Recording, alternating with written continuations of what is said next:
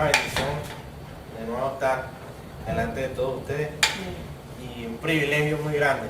Yo no sé si recuerdan que yo hablé el domingo pasado sobre la responsabilidad que es estar detrás del púlpito, la responsabilidad que conlleva predicar la palabra, cómo nosotros debemos dejar de un lado nuestras opiniones y centrarnos en lo que la Biblia expone, en centrarnos en lo que la Biblia Dios nos habla a través. ¿Ustedes recuerdan cuando el Señor Pablo habló en Timoteo 3:16 sobre las escrituras, que dice que es inspirada por Dios, que es exhalada, el término ahí es exhalado en lo que Pablo está hablando? Entonces, ¿qué mayor alegría y mayor gozo nosotros debemos tener que saber que cuando nosotros estamos leyendo las escrituras es como si Dios nos estuviera hablando ahí, aquí cerquita en el oído, nos estuviera diciendo?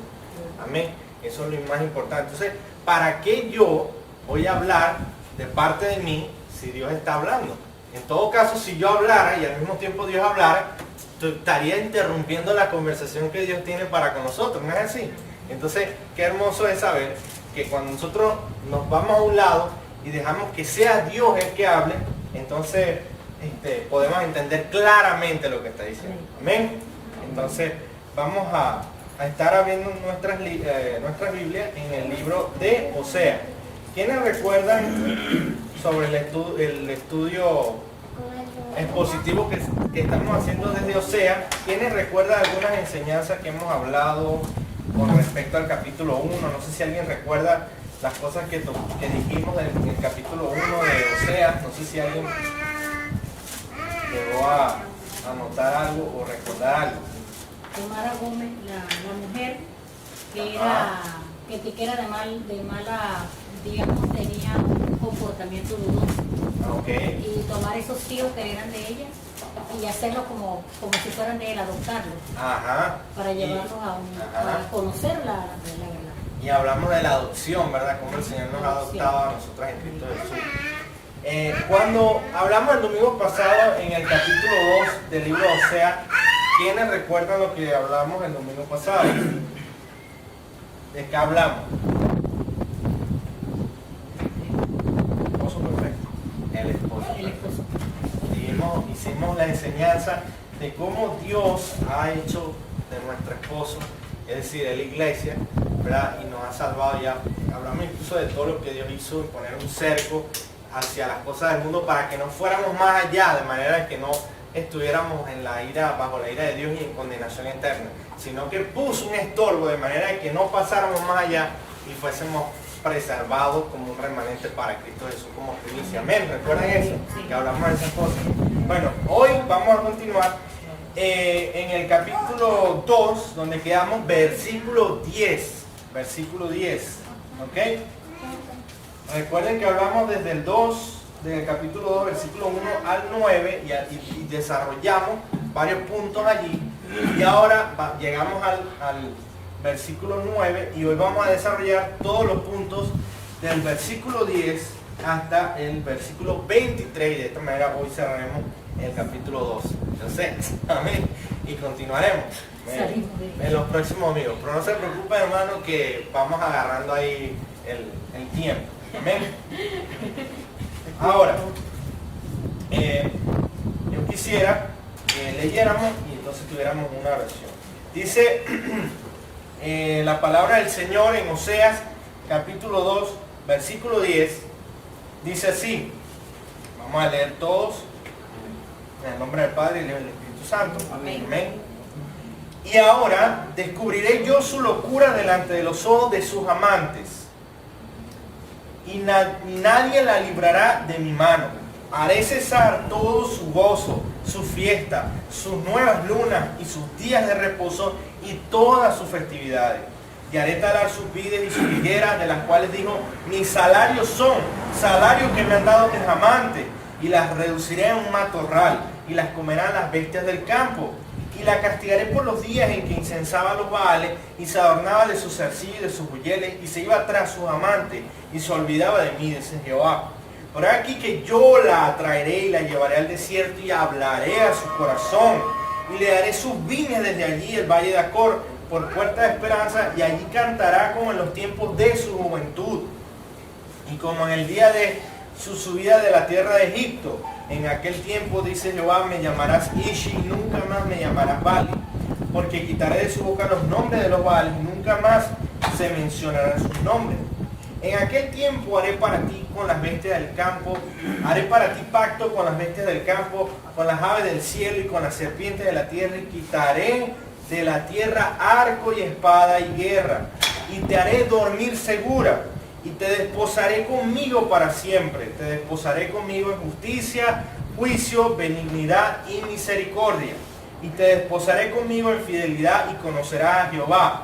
En aquel tiempo responderé, dice Jehová, yo responderé a los cielos, y ellos responderán a la tierra, y la tierra responderá al trigo, al vino y al aceite, y ellos responderán a Jezreel, y la sembraré para mí en la tierra, y tendré misericordia de lo Ruama, y diré a Loami, tú eres pueblo mío, y él dirá, Dios mío.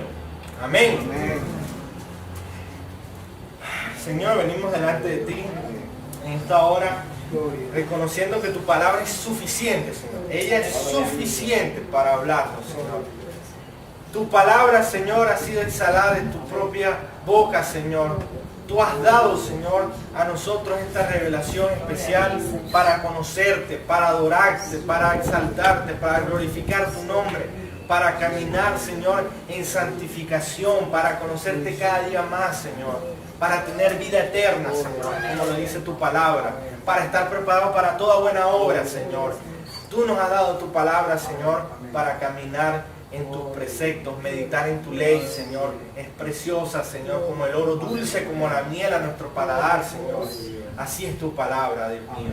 Gracias por este momento tan especial que nos das con nuestros amados hermanos. Gracias por este momento que nos permites estudiar, Señor, tu palabra. Y te pedimos que ahora, Señor, de lo que podamos hablar, Señor, de lo que enseñemos a través de ella, Señor, tú confrontes y exhortes nuestro corazón, Señor. Tu palabra dice que es como espada de doble filo, Señor. Y así, Señor, esperamos ser confrontados, Señor, y consolados por ella, Señor. Pero también restaurados, Señor, y edificados en amor, Señor, en Cristo Jesús, Señor. Esperamos, Señor, ser redarguidos, Señor, mediante tu palabra, ser instruidos mediante tu palabra, Señor. Y sobre todas las cosas, Señor, esperamos solamente escuchar tu voz, Señor, y no la del hombre. No queremos escuchar nuestras propias voces, no queremos escuchar nuestras propias opiniones. Queremos escucharte a ti, Señor. Y te pedimos, Señor, el apoyo del Espíritu Santo en su iluminación para que nos guíe a toda verdad, Señor, como tú lo has prometido, Padre.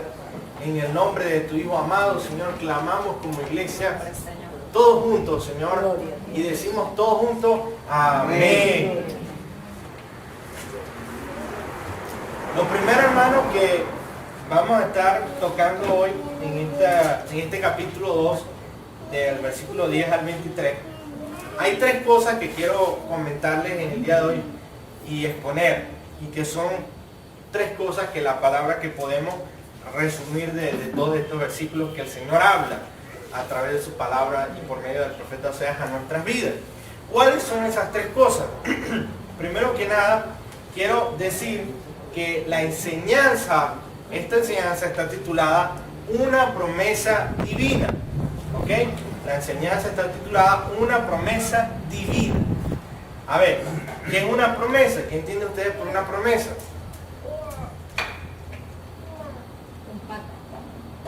Pacto. Algo que se espera, ¿verdad? Algo que se va a cumplir. Amén. Eso es una promesa. Bueno, la palabra, Dios nos ha dado sus promesas y están aquí en su palabra. Nosotros podemos ver las promesas que Dios ha hecho para con nosotros.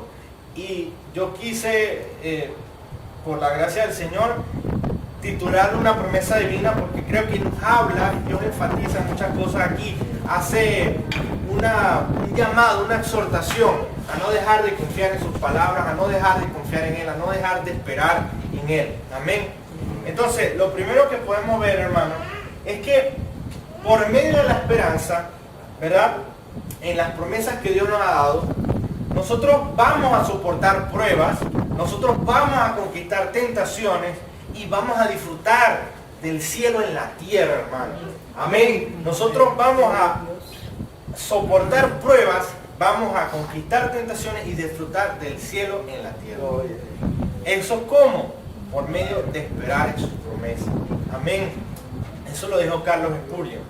Él dijo, por medio de la esperanza en sus promesas, soportaremos pruebas, conquistaremos tentaciones y disfrutaremos del cielo en la tierra.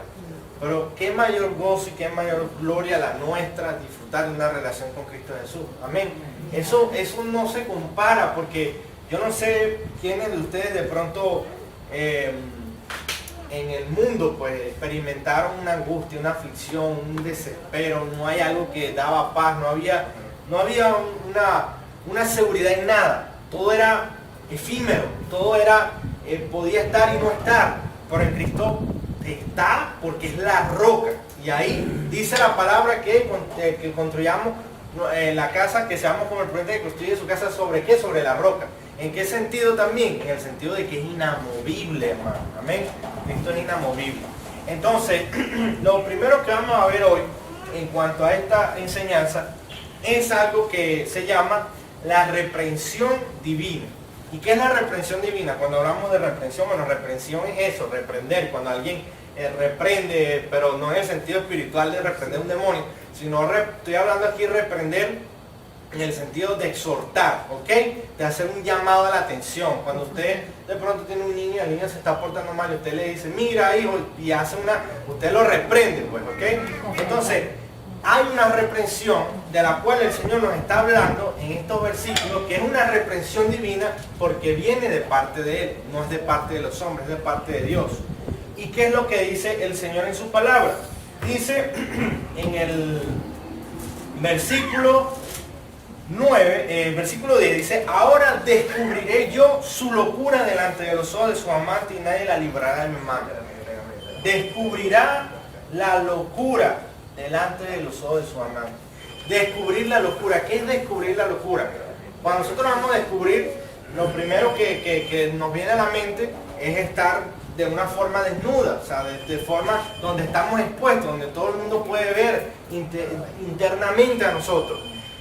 ¿Y qué es lo que el Señor hace cuando nos reprende?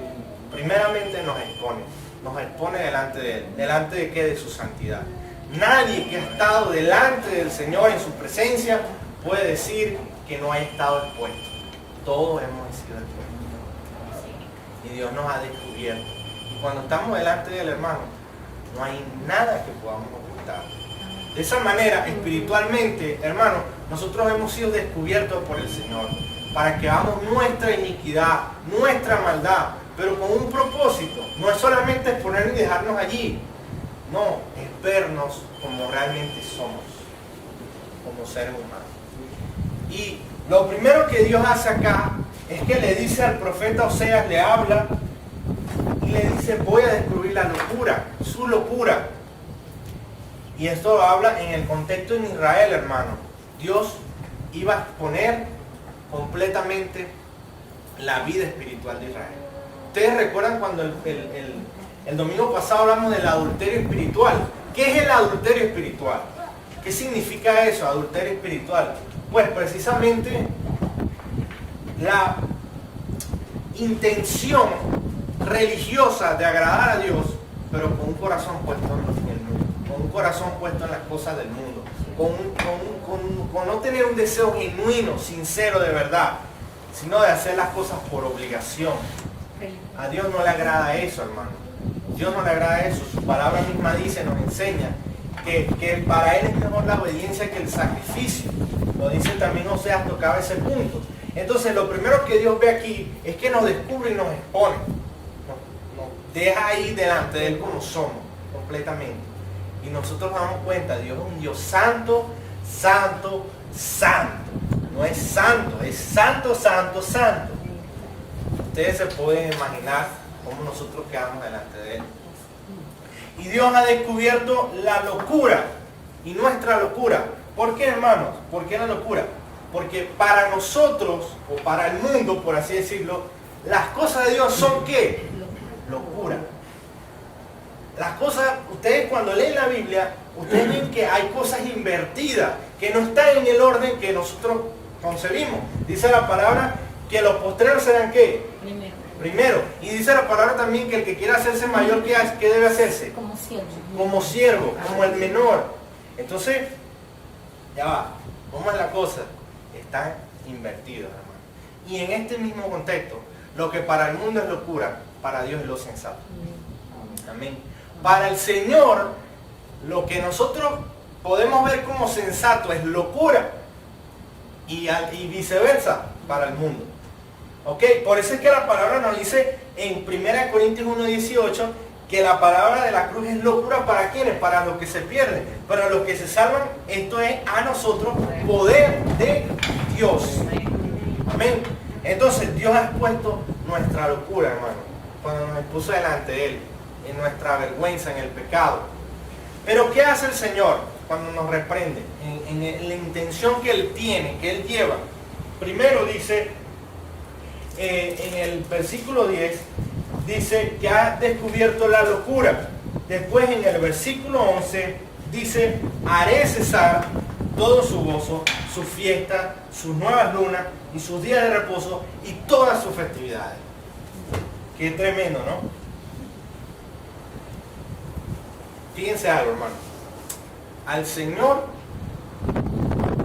no lo mueve la liturgia, no lo mueve la religión, no lo mueve todo lo que nosotros podamos conocer como protocolos, como sacrificios, como obras. A Dios no lo mueve eso, hermano. A Dios lo mueve la actitud genuina del corazón, la obediencia. Y fíjense por qué nosotros vemos en David, un hombre como David, que la palabra se menciona, que dice que el corazón de David era como el corazón de Dios. ¿En qué sentido? En el corazón de esta inocencia en cuanto a depender de Dios, en cuanto a no ver algo, a no ver una relación, sino una relación filial de padre e hijo. La religión, de alguna forma, hace una distinción y como que corta esa intimidad que nosotros tenemos con Dios como nuestro Padre, porque creas distancia, hace separaciones, nos aleja. Primero, no, el decálogo no es suficiente, tenemos que hacer un montón de nuevas reglas y nuevas leyes para que la gente no se acerque al decálogo. Y después que crean esas no sé cuántas leyes para no acercarnos al decálogo, dicen no, la gente se está acercando, ya están en las leyes y están muy cerca todavía del decálogo, vamos a hacer otro montón de reglas y leyes más para que no se acerquen a las otras leyes que hicimos para que no se acercaran al decálogo. Y así va creando barreras y va creando distancia. Y cuando Israel disfrutaba de sus fiestas, de sus festividades, de sus lunas nuevas y todas estas cosas, lo que más le desagradaba al Señor era que ellos lo estaban haciendo, lo estaban viviendo de una manera obligada, de una manera religiosa. Su corazón no estaba cerca de Dios. Por eso su palabra dice, de labios me honran, pero su corazón está lejos de mí. Porque no había una actitud genuina, no se atendían a las viudas, había una desatención incluso a los huérfanos, no había un amor al prójimo. La gente estaba viviendo un protocolo. Una puro religiosidad y pura liturgia y más nada. ¿Y qué dice el Señor en Isaías 1:13? No me traigas más vana ofrenda, el incienso me es abominación, luna nueva y día de reposo, el convocar asamblea, no lo puedo sufrir, son iniquidad vuestras fiestas solemnes. Dicen, son iniquidad.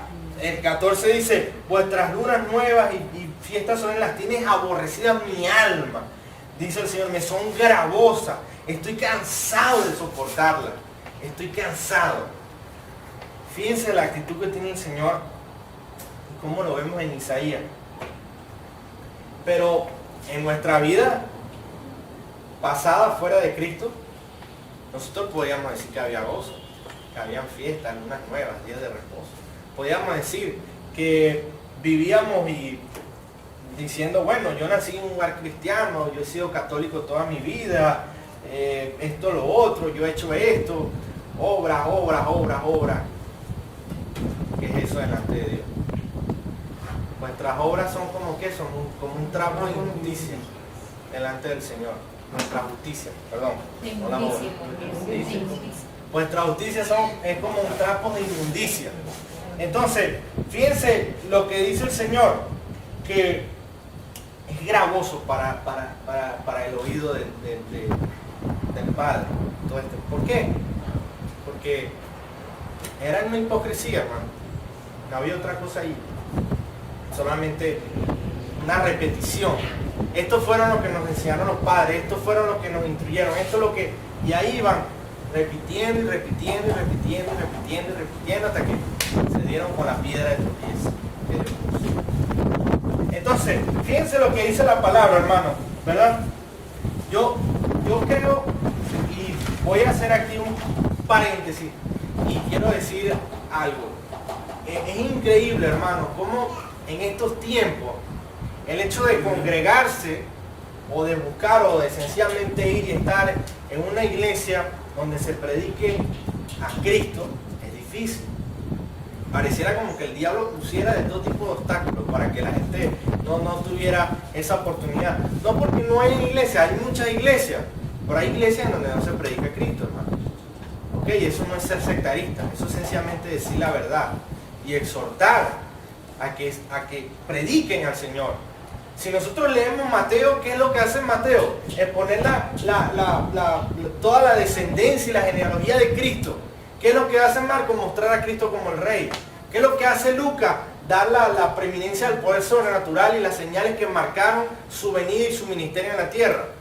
La Biblia nos habla continuamente del Señor, desde Génesis hasta Apocalipsis. No puede haber un mensaje donde Cristo no brille. Él es el centro. Dice la palabra que cuando iban camino de Emaús, los discípulos, Cristo estuvo ahí con ellos y les mostró a través de los salmos, de Moisés, salmos, los profetas, que Él era el que había de venir y que las escrituras hablaban de Él. Entonces, ¿cómo es posible que todas las iglesias que tienen recursos de posible y tienen capacidades, como lo hay otras que también lo tienen y predican a Cristo, pero no es un mensaje cristocéntrico? Debemos tener un mensaje donde Cristo sea predicado, hermano, y donde se predique el Evangelio, porque al diablo no le preocupa esas iglesias donde Cristo no sea predicado. El diablo está en contra de la iglesia donde se predica a Cristo, porque Cristo es el que confronta, amén. Cristo es el que salva, amén. Cristo es el que nos instruye, es Él, hermano, no está fuera de Él. Entonces, continuando, dice la palabra también en el versículo 12: y haré talar sus vides y sus higueras, de las cuales digo mis salarios son, salarios que me han dado mis amantes, y las reduciré a un matorral, y las comerán las bestias del campo. Fíjense algo, hermano. Primero que nada, el Señor ha descubierto nuestra locura, la locura de Israel. Nos ha puesto delante de Él. Después el Señor nos ha hecho cesar esa fiesta que supuestamente nosotros llevamos, una fiesta solemne delante del Señor, religiosa, y nos ha expuesto para reconocer lo vil e inmundo que somos y que no podemos tener una verdadera fiesta fuera de Cristo. Y tercero, también el Señor ha talado las viñas y las higueras. ¿Y qué significan las viñas y las higueras? ¿De qué está hablando ahí el profeta?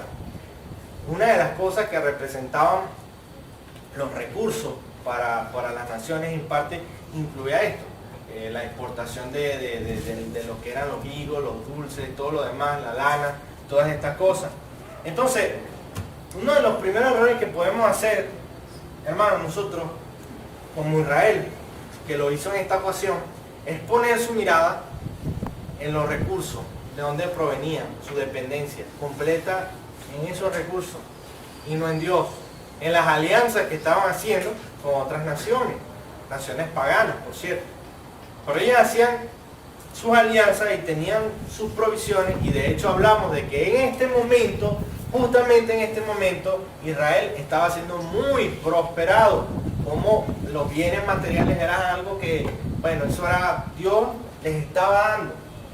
Y lo hablamos el domingo pasado. Todavía Dios les proveía y ellos utilizaban de esas provisiones para llevarle sacrificio a los Baales. O sea, que el dinero que Dios les llevaba, lo llevaban a los ídolos. Qué tremendo. Eso es interesante. Y a veces nosotros podemos ser, bueno, no nosotros, porque nosotros estamos en Cristo. Pero fuera de Cristo, el hombre hace eso. Dios le provee, porque la palabra dice que Él hace salir el sol sobre los justos y los injustos. Es decir, que a tanto nosotros como aquellos que están afuera en el mundo son beneficiarios de la gracia de Dios y de sus bendiciones. Así no estén en Cristo. Pero ¿qué ocurre con Israel? Que Dios promete talar su viñedo, su higuero. ¿Para qué? Para hacerlos caer, para hacerlos venir abajo y reconocer que su única dependencia venía del Señor, de Dios. Y el Señor puede hacer esas cosas, eso en nuestras vidas muchas veces. Cuando un verdadero hijo de Dios, cuando un verdadero creyente empieza a desviarse, ¿sabe qué dice la palabra? Es traspasado de muchos dolores.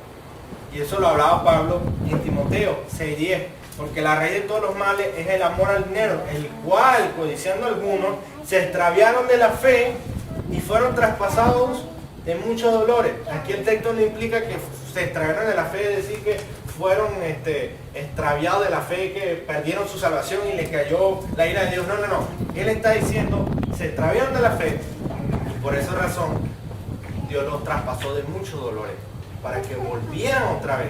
Porque el que está en Cristo, hermano, el que es hijo de Dios y el que está en la promesa, se extravía. ¿Y qué dice la palabra que hace el buen pastor? Va por esa oveja y la busca, la rescata. El buen pastor da su vida por las ovejas. Y aquí que si falta una, va y deja la 99. Entonces, ¿qué ha hecho el Señor? El Señor va tras todos estos creyentes, estos hijos de Dios, que empiezan a poner su mirada en las cosas del mundo, en lo material y en el dinero. ¿Y qué pasa? Que Dios empieza a tratar con ellos, a traspasarlo de muchos dolores, para que reconozcan que solamente Él es el proveedor y que Él es el que nos sustenta, hermano. Y fíjense si esto no es una verdad. Y díganme ustedes, ¿cuántas veces han conocido una persona que llega a la iglesia, Dios trata con esa persona, llega pidiendo un empleo, orando por un empleo, orando por una ayuda, y el Señor se lo provee, y empiezan a trabajar, empiezan a vivir, y empiezan a apartarse, dejan de ir a la iglesia, dejan de buscar a Dios?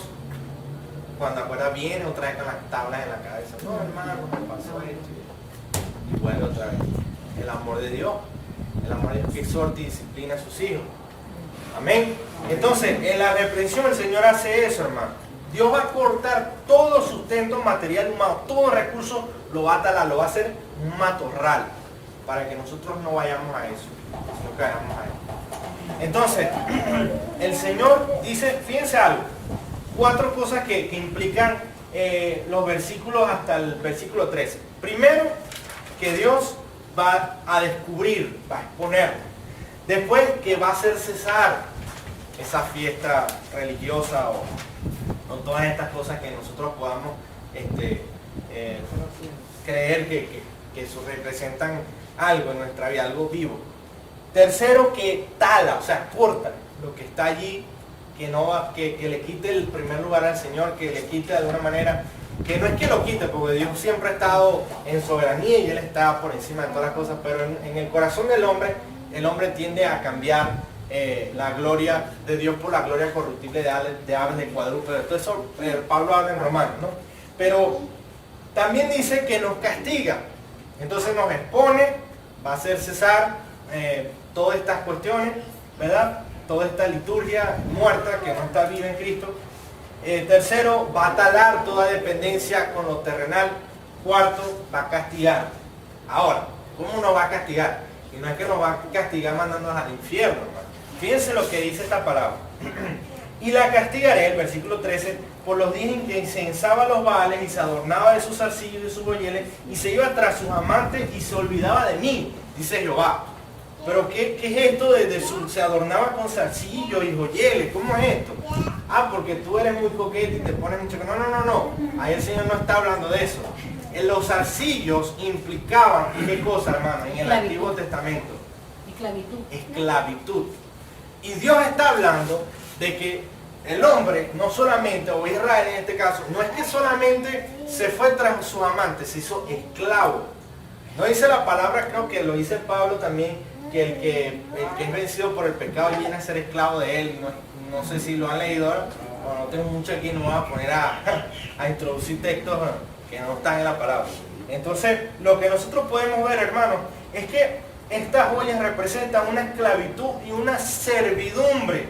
Pero una servidumbre de ¿qué? Del pecado, del mundo. ¿Ok? ¿Y cómo nosotros podemos confirmar eso? Bueno, precisamente porque el versículo que continúa nos da la clave para entenderlo de esa manera. El versículo 15 dice: y él vaya de acuerdo por puerta de esperanza, y allí cantará como en los tiempos de su juventud, como el día de su subida de la tierra de Egipto. Porque el pueblo de Israel, ¿qué hacía en Egipto? ¿Era qué? Esclavo. Entonces la clave nos la está dando el versículo 15. Sí, ciertamente estaba perdido, estaba siendo esclavo del pecado, era esclavo del mundo, de Egipto, de toda esa tierra, era siervo. Pero Dios, ¿qué dice su palabra? Que he aquí, yo la Cortaré. atraeré. ¿Y la llevaré a dónde? ¿Y hablaré a quién? A su corazón. Gracia irresistible. Eso es gracia irresistible. No, hermano, no fue que nosotros fuimos y buscamos a Dios y digamos, Señor, aquí estoy. No. Él nos atrae. Él nos atrae. Porque veamos la implicación que tienen los versículos anteriores. Estamos siendo esclavos, o éramos esclavos en aquel tiempo, pero ahora Dios nos atrae. Y la atracción que Dios hace es más fuerte que esa esclavitud. Es más, Él la rompe, hermano. La rompe. Y fíjense lo que dice, que nos atrae y nos lleva al desierto, como hizo con el pueblo de Israel, que lo sacó y lo llevó al desierto y habla al corazón. No habla a la mente, habla al corazón. ¿Por qué habla al corazón? Porque sencillamente Jeremías lo dice. Él quitará el corazón de piedra y pondrá un corazón de carne. Entonces, Dios cuando habla, las cosas no se hacen. ¿Qué dice la palabra? Que Él cuando dice, habla, las cosas vienen a ser, porque Él es Dios. Eso es una habilidad que tiene Él, no nosotros. Recordemos eso. Entonces, fíjense algo. Ya que vemos cómo el Señor hace una reprensión divina en cuanto a lo que hace en la vida del creyente, en su conversión, ¿verdad? Y al venir a la fe en Cristo Jesús, pasa algo, que Dios restaura. Dios también restaura, hermano. ¿Qué dice el versículo 15? Dice, y allí cantará como en los tiempos de su juventud. Fíjense eso, cantar. Eso es un gozo, hermano. Esto es un nuevo gozo que Dios nos da. Nos entrega una capacidad de adorarle.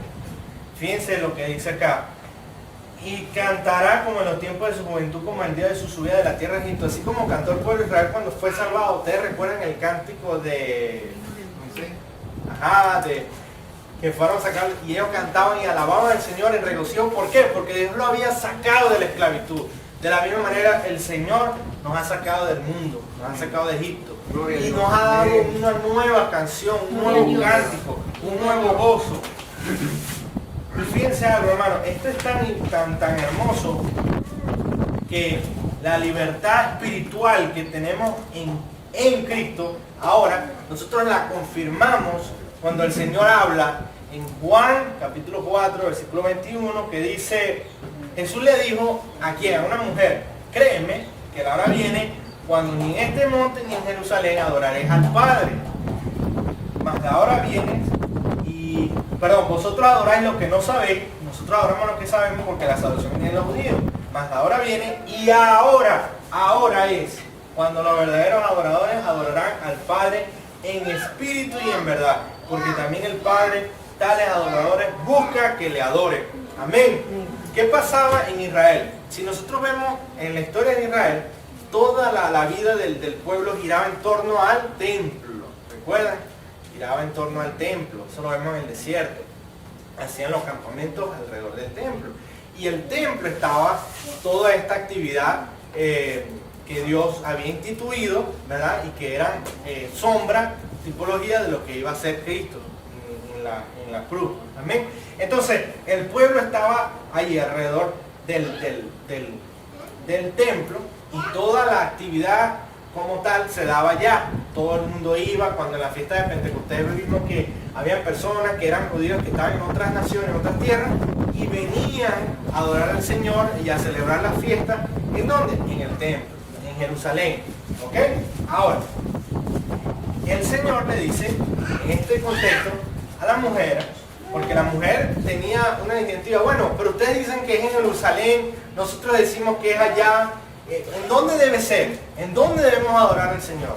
¿Debemos ir a Jerusalén? ¿Debemos ir acá? No, el Señor le dice, ya, créeme, mujer, que la hora viene cuando ni en este monte, ni en Jerusalén, ni en este monte, ni en Jerusalén, sino que en el Espíritu, en verdad, nosotros adoraríamos al Padre en cualquier lugar del mundo, en cualquier rincón, hermano. Nosotros estamos aquí, estamos adorando al Señor. Amén. Amén. Y así los que están en China, y así los que están en Japón, y así los que están en Rusia. Porque creo que también lo hablamos unos domingos anteriores. Somos parte de un Israel espiritual, hermano. Israel, Dios ha extendido en Israel una nación espiritual que nos ha injertado a nosotros. Y así todos los que confían y perseveran en Él. Porque somos descendientes de Abraham. ¿Quiénes son? Los que estamos confiando en Cristo. Porque así como en Abraham le fue contada por justicia la fe que él tenía, así a nosotros se nos cuenta como justicia nuestra fe en Cristo Jesús. Amén. Amén. Entonces, ¿qué hace el Señor aquí?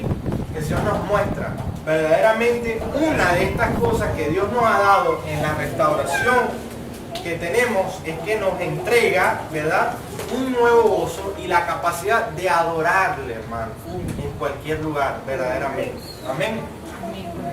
Lo otro que el Señor hace, aquí en Osea lo vemos, es que nos entrega un pacto y nos entrega un esposo con esto. Esto lo leemos en el versículo 18, dice: en aquel tiempo haré para ti pacto con las bestias del campo, con las aves del cielo y con la serpiente de la tierra, y quitaré de la tierra arco y espada y guerra, y te haré dormir segura. Amén. Fíjense algo, ¿cómo es este pacto con las bestias y con... Es que vamos a tener pacto con los animales, con una culebra, que si tengo una culebra ahí tengo un pacto con ella? No. Esto es alegórico, hermano. Esto es simbólico. ¿Y es simbólico de qué? Del juicio que estaba puesto sobre nosotros. Y que Dios lo ha reprendido, así como reprendió al viento y al mar. ¿Se acuerdan cuando estaba en la barca? Así Dios ha reprendido ese juicio. Fíjense lo que dice Amós. Amós en el... yo voy a hacer alguna, no lo tienen que buscar para que no, pero voy a hacer alguna referencia. En Amós 9:2 hay una referencia a la serpiente, porque dice, aunque cavasen hasta el Seol, de allá los tomará mi mano, y aunque subieran hasta el cielo, de allá los haré descender. Y si se escondieran en la cuna del camero, allí los buscaré y los tomaré, y aunque se escondieran ante el mismo profundo, allí mandaré a la serpiente y los morderá. Dice, entonces hay una referencia de juicio que Dios hace. ¿Ok? Después en Apocalipsis 9:19 dice, porque por el poder de los cabellos entraron en su boca, perdón, 19:21, Apocalipsis 19:21 dice, y todas las aves se saciaron de las carnes de ellos. Esta es una alusión también al juicio de Dios. ¿Ok? Entonces vemos la serpiente, vemos las aves que se sacian de las carnes de ellos. En 9:19 dice, el poder de los caballos, su cola semejante a serpiente, tenía cabeza y con ellas la dañaba. Ezequiel 5:17 dice, enviaré pues sobre vosotros hambre y bestias feroces que te destruyan, y pestilencia y sangre. ¿Ok? Pasarán por en medio de ti, enviaré sobre ti espada. Yo Jehová he hablado. Entonces, cuando nosotros vemos acá que Dios dice, en aquel tiempo haré para ti pacto con las bestias del campo, con las aves del cielo, él lo que está diciendo es, van a dormir segura. No estás debajo de la ira de Dios. Dios ha reprendido la ira por ti, por ustedes, los que están en Cristo Jesús. Amén. Este pacto es que, hermanos, no tenemos que tener temor. Así dice que se traspasen los montes de los montes y todo, y se acabe el mundo. Su palabra no pasará. Y si nosotros leemos esta promesa en su palabra, eso quiere decir que jamás pasará, jamás. así se acabe, se destruya el mundo, sus palabras no van a pasar. Y nosotros tenemos esa promesa, nosotros descansamos y reposamos en esa promesa. Amén. Entonces no tenemos que tener temor de nada. Fíjense algo, hermano. Otra de las cosas que nosotros podemos ver acá es cómo Pablo confirma esto. ¿Saben en dónde? En Romanos 8:28. Porque ¿qué dice? Sabemos que a lo que ama a Dios todas las cosas les ayudan a bien. Todas las cosas. ¿Dice acaso alguna? No, dice todas las cosas les ayudan a bien. Entonces no hay nada que nos pueda quitar la paz, que nos pueda angustiar, que nos pueda afligir, porque en Él Dios nos ha dado la promesa de dormir seguro, de descansar seguro. Amén. Y nos entrega, hermanos, un esposo, porque dice, y te desposaré conmigo para siempre, pero te desposaré conmigo en justicia, en juicio, benignidad y misericordia. Y te desposaré conmigo en fidelidad, y conocerás a Jehová.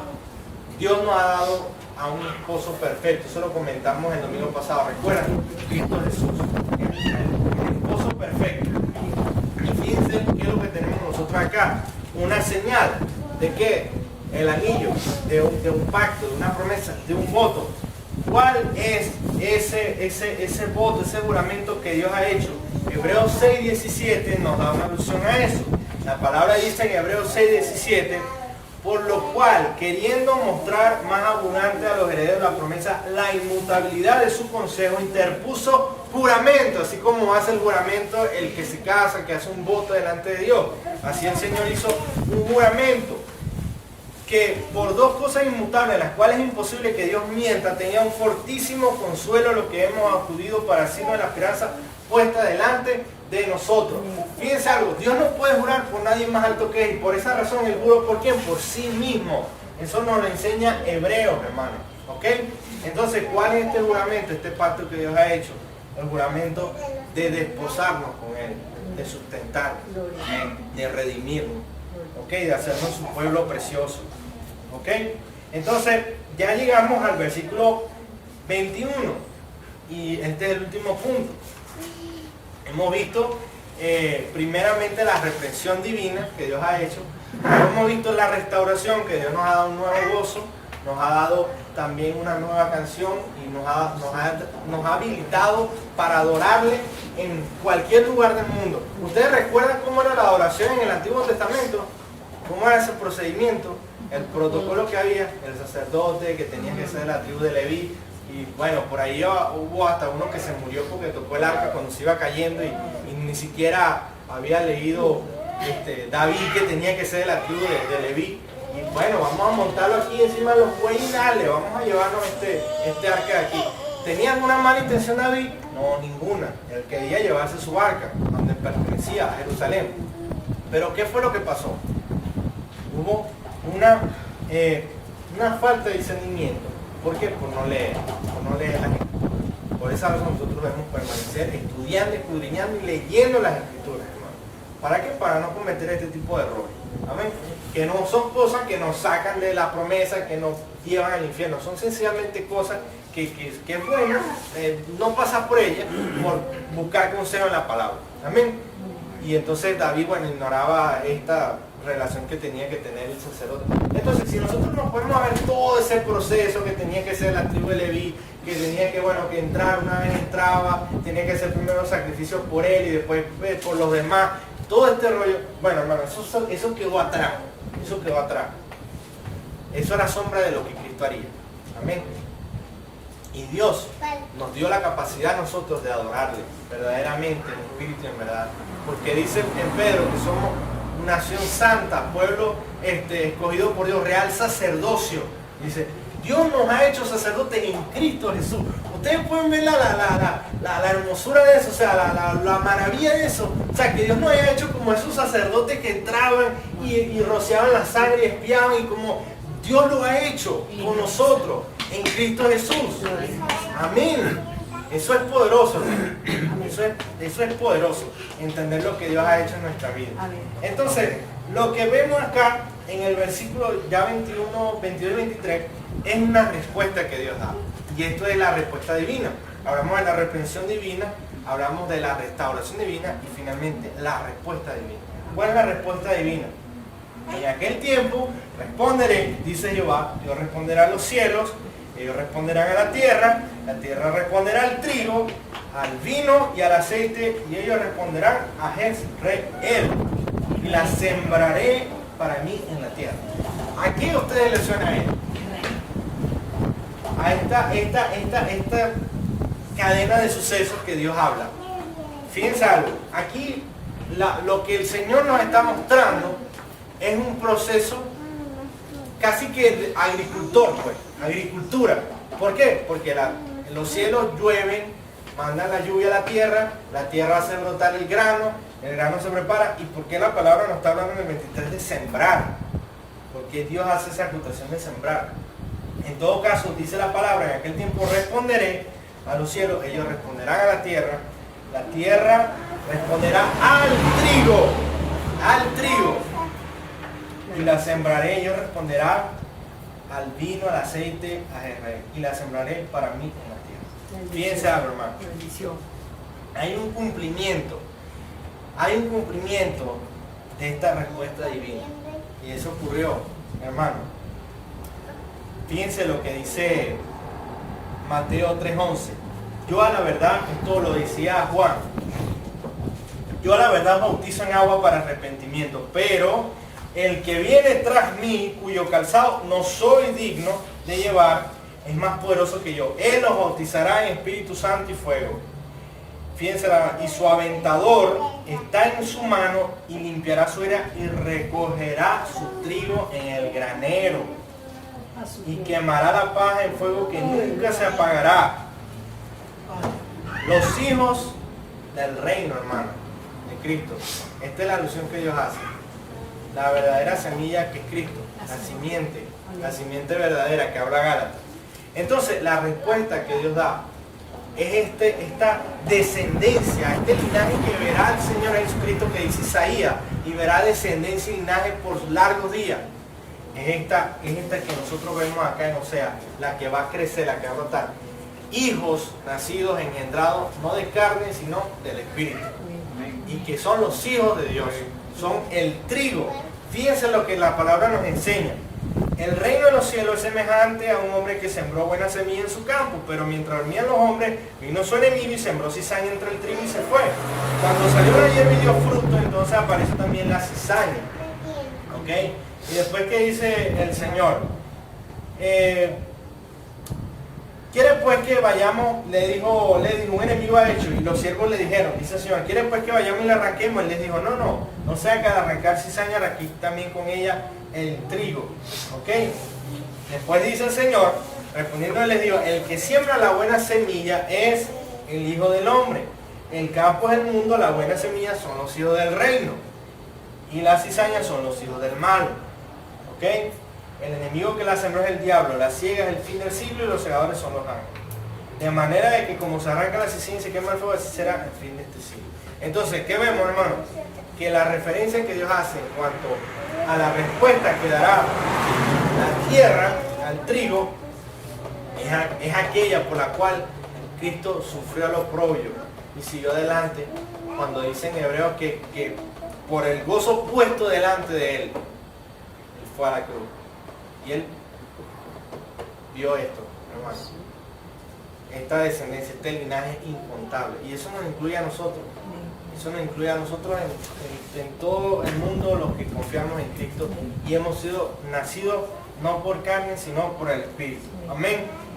Simiente y semilla tienen la misma raíz. Simiente es el núcleo de la semilla como tal, donde brota el árbol, la rama, donde nace pues ¿cómo se llama eso? Los tallos, pues, que crecen, que empiezan a nacer.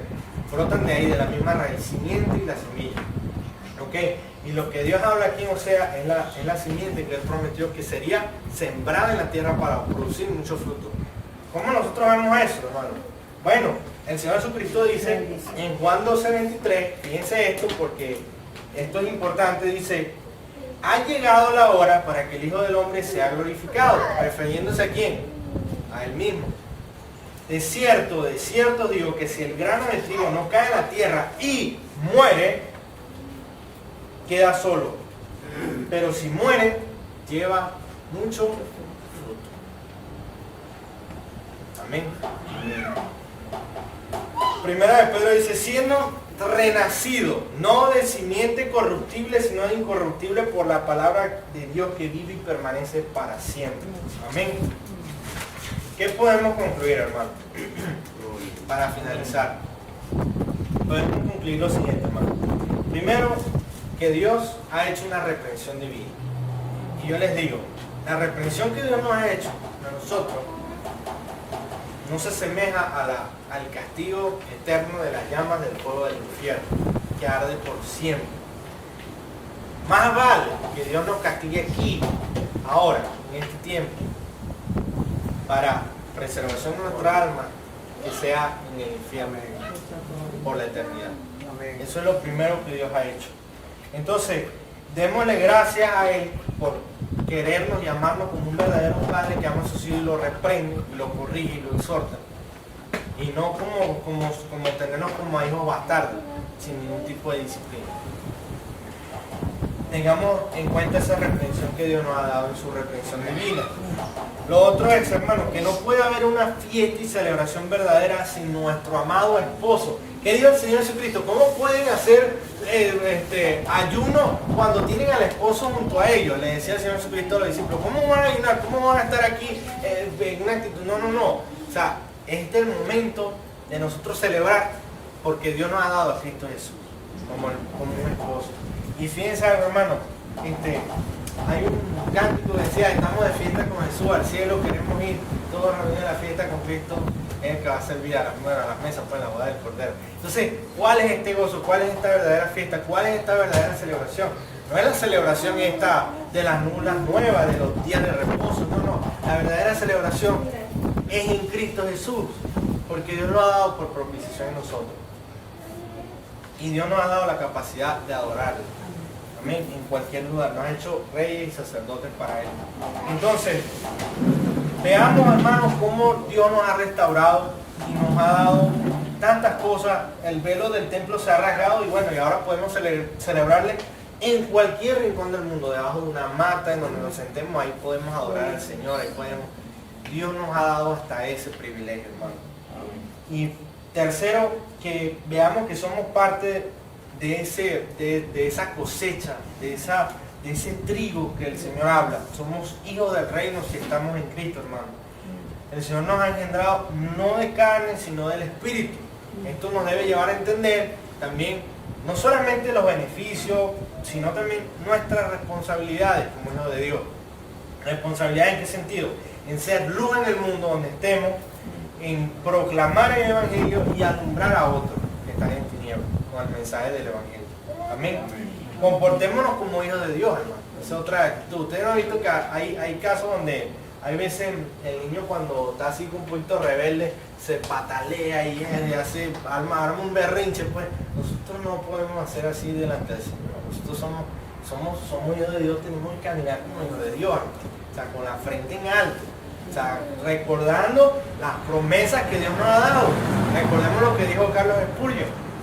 Esperanzados en sus promesas eternas, nosotros, ¿qué vamos a hacer? Vamos a soportar las pruebas, vamos a conquistar la tentación y vamos a gozarnos del cielo aquí en la tierra en Cristo Jesús. Amén. Vamos a vivir eso. Entonces, hermanos, fíjense algo. Entendamos cómo Dios ha cumplido todas sus promesas. Por esa razón, caminemos confiados en Cristo siempre, hermano. Sin temor. Y sin desviarnos ni derecha a izquierda. No es que porque nos desviemos nos vayamos a perder. No se trata de eso, que si nos vemos nos perdemos. No. Sino para no desenfocarnos de la meta, hermano. Pablo decía, prosigo a la meta, dice Pablo. Nosotros como hijos de Dios debemos proseguir a la meta. Amén. Yo quiero que leamos para terminar, para ya concluir, 2 de Corintios, capítulo 1, versículo 20.